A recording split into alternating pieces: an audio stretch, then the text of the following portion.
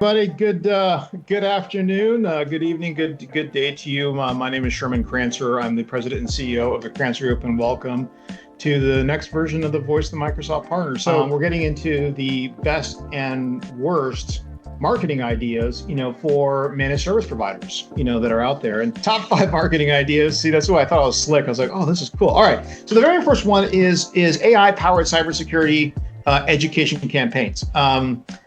Why? I think if you look at it, with AI-driven threats on the rise, SMBs are concerned about security, but often lack education. So this actually kind of goes back to what we used to do. Now, I'm not taking any more clients, so I'm not pitching this. But we did find a lot of success in customers or potential customers or prospects want to do some type of educational thing where they can learn from others, right? Or learn from like a lab. It's not a bad idea, right? So a couple of the tactics could be offer free webinars on demand, courses on AI and cybersecurity, use short, engaging video explainers on social media, and then publish a quarterly, which is threat intelligence report for SMBs. Now, co-brand it with a security vendor as a pro tip, but actually I'm going to give you even a better one. I'm going to give you even probably the battle. How do you turn, because I don't want to do something that like everybody else. Now, this is what I've never done. I've always tried to be different. Okay. You don't want to be lost in the noise, and we'll talk about that in a second. But what I would do if I were you, if I was in each and every one of you guys today, okay, I would go ahead and start creating a roundtable event or podcast event. Okay. Now the roundtable event, just to let you know, I would have it once a month. Okay. I would have a maximum of 5 attendees. Top 5, just 5 attendees. Now those attendees are your current clients or potential clients.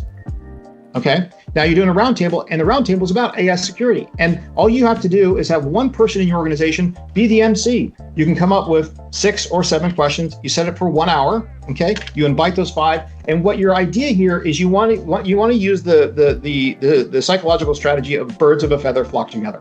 Okay. If they see that you bring at least one customer, and then prospects there, and you start the discussion with 5 pre-canned questions that you have. But imagine that now you're getting 1 hour of time where you're talking about it. You're opining about your knowledge in cybersecurity, and then it becomes a repeatable thing that you can do every single month, which is then building your profile inside of marketing. And that's really what marketing is about. It's building your profile. So some name recognition, people know who you are and they want to talk to you, and they find trust in you. But next one is vertical specific solutions and messaging. So why is this? I think too many of our brethren, our industry, just wants to send out, hey, I do infrastructure migration for the world, right? So, I think in today's day and age, our buyers are more educated. They can find information a whole lot quicker and faster and easier, right? And I think what they're looking for is a organization that understands their industry needs. This is so important. So very, very important. So if I were you, and what my strategy would be if I were you, is I would take a look at your current client base. I'd download your current client base, and then I would group them into industry today. So if you have 100 clients, great. Group them into industry. Now, the reason why you're doing this is you have all the information at your fingertips. You just don't know it.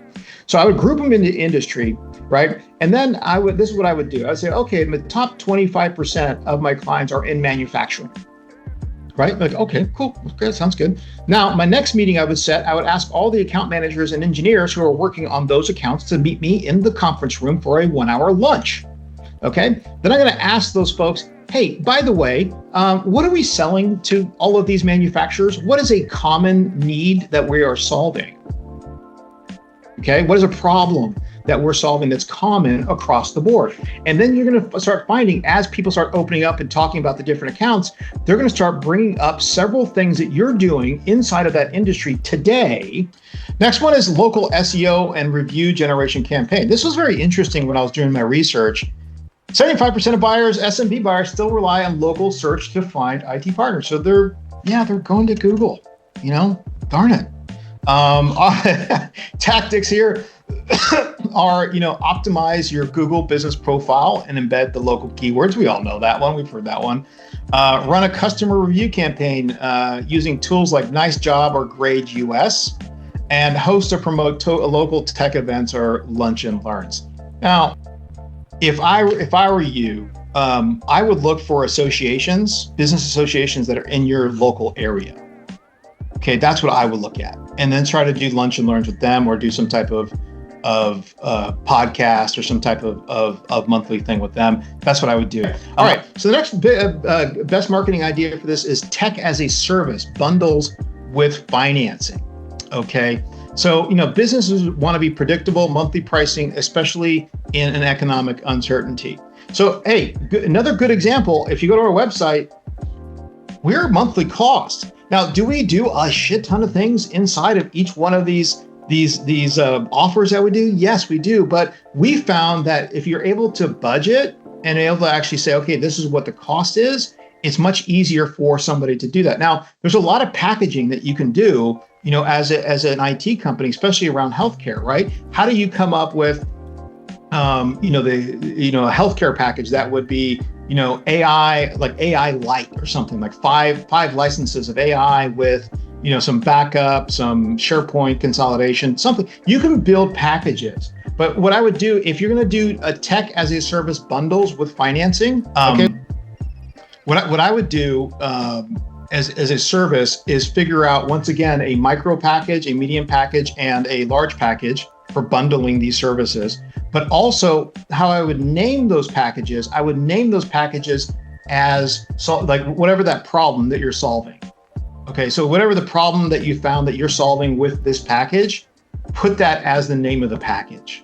Because we want to find something that's quick, easy to understand, and be able to drill down into and understand that, right? And like, okay, that makes sense, right?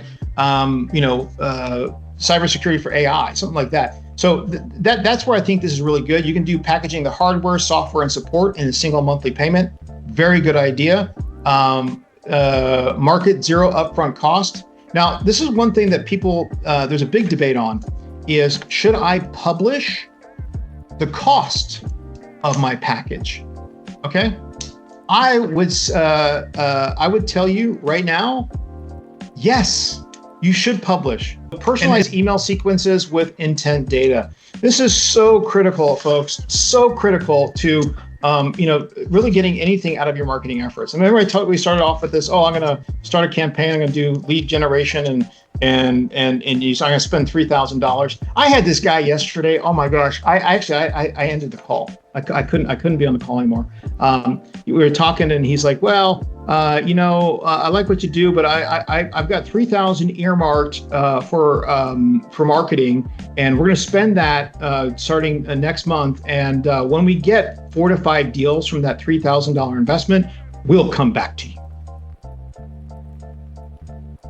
And I was like, thank you for your time. Click. I couldn't do it. I was like, this is just so ridiculous.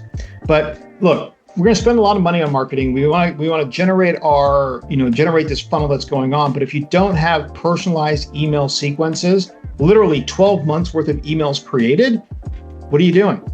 You're wasting your time and money and effort. Okay, that's the reality of it. You are. So let's go into the top 5 worst marketing ideas. And if you are currently using any of these, time to have a one-on-one with your marketing department. Okay. Generic cold email blasts. Okay, so why not? Mass non-personalized emails get flagged as spam or ignored, especially with improved spam filters. Let me tell you something. Today, it's almost impossible to do this big email blasting like we used to do even 3, 4, 5 years ago. The spam filters, the cybersecurity stuff, the links. I mean, Jesus, it's hard to even communicate with people these days. But yeah, this is what we see a lot. Now, I'll tell you another thing that I see a lot is individual companies don't know the top 100 clients that you're working with or that you want to prospect. Now, tip 1, starting a professional sales organization, you need to know who you're going after and what they potentially mean to you. And this is why I tell you, don't go to, chambers of commerce. It's just ridiculous.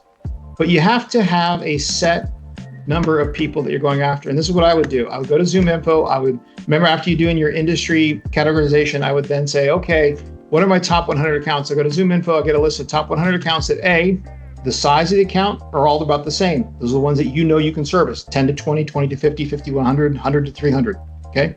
Number two, are they using cloud services or are they using IT services? Great, okay, perfect. Number three, geographically, where are they located? Are they within my interest? And number four, are they in the vertical that I want to service?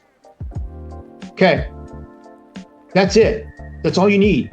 You need to overuse 24/7, 365, fastest response times. I am the number one. I'm the best. I'm the fastest. My God, everyone's the same thing. So look, website copy looks like every other MSP, fast, reliable, 24/7 IT support. We're gonna search a couple of companies today on that one, right? Better approach is focus on outcomes, right? How are we solving problems? So think about that. How are we solving problems? Not I'm the best. I'm the greatest. I'm number one, 24 hours, 7x7 help desk support. And you're like, really? How about your competitor next door? Didn't he say he's number one? How are you number one, right?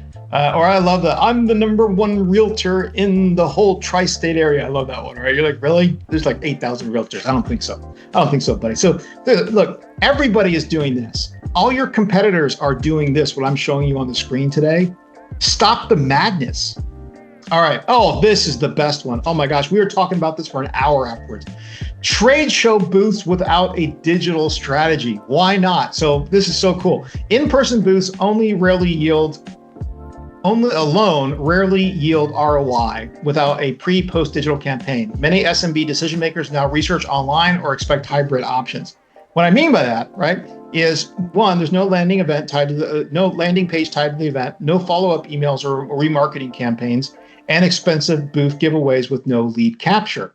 Now, I've been to hundreds of booths in my time, and so have many of you, right? And a lot of times we're getting all these leads, great, all this great conversation, and then you wonder like what happened to all that business, right? And unless you have a very solid, methodical follow-up process with your people, a lot of that stuff ends up being a waste of money.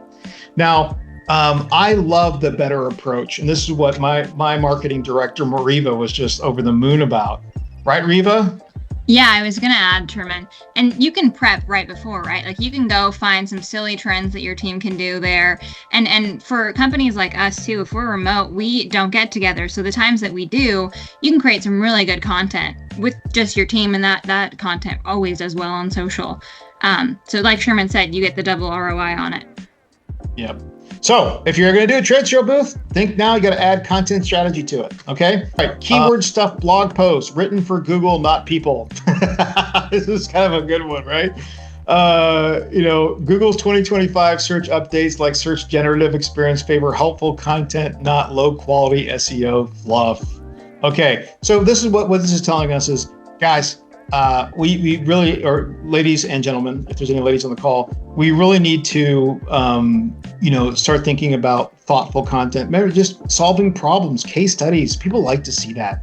Birds of a feather flock together. That's what I would do. Keyword repetition with a little value. Yeah, we want to be careful of that. And then no clear takeaway or client-focused perspective. And that's what I'm saying. Like a case studies are great. All right, we know we're sitting. This is the problem. This is the solution. This was the impact. PSI. Problem, solution, impact. What did you do? How did you help people out? Right. So use AI-assisted writing tools. So we all know OpenAI, or ChatGPT, or Microsoft Copilot. Next one is Facebook ads targeting everyone in your city. Okay. So if you're using Facebook, now Facebook can be a very good opportunity. That's more local, right? Broad, untargeted Facebook ads wasting budget and reach the wrong audience. MSPs typically sell B2B, not B2C. So they don't really offer very good intent signals for IT buyers. I've seen, the thing is, I've actually seen a couple companies do very well in it because, and what they did is they did targeting for people that were between 45 and 60 years old, males. 45 to 60-year-old male. Because those are Generation X who are a lot of times making those types of decisions, and then they could use other filters. Anyways, thanks everybody for your time today. Thanks for listening to me for a full hour. Hope it was engaging, but have a great afternoon. Really appreciate your time and look forward to seeing you next month. Have a good day. Bye-bye.